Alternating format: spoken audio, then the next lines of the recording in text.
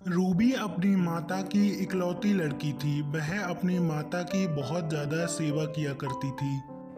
माँ, मैं आपके लिए दवाइयाँ लेकर आ गई हूँ और मैं घर का राशन भी ले आई। आपको भूख लगी होगी, चलो खाना बना देती हूँ। रूबी बेटा, तू मेरी इतनी चिंता मत किया कर, तू अपना पूरा जीवन इसी में निकाल देगी। माँ, आप बिल्कुल भी चिंता मत करो, थोड़े दिनों बाद हमारा सब कुछ ठीक हो जाएगा क्योंकि मैं काम करने लगी हूँ। इतना कहने के बाद रूबी अपनी माता के लिए और अपने लिए खाना बनाने लगती है। वह खाने में सब्जी और छोले कुलचे बना लेती है। रूबी ने खाना बनाया, फिर दोनों के लिए छोले कुलचे की एक एक प्लेट लगा ली और दोनों ने एक साथ बैठकर खाना खाया। रूबी बहुत खुश रहने लगी थी क्योंकि वह बाजार में एक ठेला लगाने लगी थी जिस पर वह अपने छोले कुलचे बनाकर बेचा करती थी। रूबी अपने छोले बहुत ज़्यादा स्वादिष्ट बनाती थी तो लोग उसके छोले कुलचे खाने के लिए आते थे। रूबी, मेरे लिए एक प्लेट छोले कुलचे लगा दो क्योंकि मुझे आपके हाथ के छोले कुलचे खाना बहुत ज़्यादा पसंद है। आप 2 मिनट रुक जाइए, मैं आपको आपके छोले कुलचे अभी लगाकर तैयार कर देती हूँ क्योंकि छोले गरम करने हैं। रूबी ने अपने ग्राहक को जल्दी से छोले कुलचे लगाकर दे दिए। ग्राहक छोले कुलचे खाने लगा। छोले कुलचे खाने के बाद वह बोला, आपके हाथों में तो जादू है। आपके छोले कुलचे बहुत ज़्यादा स्वादिष्ट बनते हैं। इतने तो स्वादिष्ट शहर में नहीं मिलते। रूबी बाजार में अपना छोले कुलचे का ठेला रोज लगाती थी और रोज बहुत ज़्यादा पैसे भी कमाती थी। रूबी जो पैसे कमाती थी उसमें से आधा हिस्सा सेठ का था क्योंकि ठेला सेठ का ही था। रूबी ईमानदारी से सेठ को जाकर आधा हिस्सा दे दिया करती थी।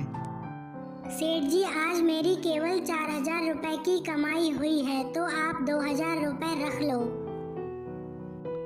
अच्छा रूबी, ठीक है, तो तुम्हारा ठेला अब चलने लगा। अब तो तुम्हारी ठीक ठाक ही कमाई हो जाती है।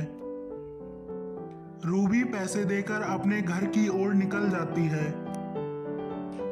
ऐसे ही अगले दिन जब रूबी ने बाजार में अपना छोले कुलचे का ठेला लगा लिया था तो उसको दिखाई दिया कि सेठ आ रहा है।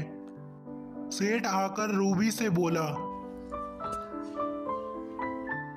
ए लड़की, आज से तू ठेला नहीं लगाएगी। अगर तू 70% मुझे देगी और 30% तू लेगी तो आज के बाद ठेला लगाएगी।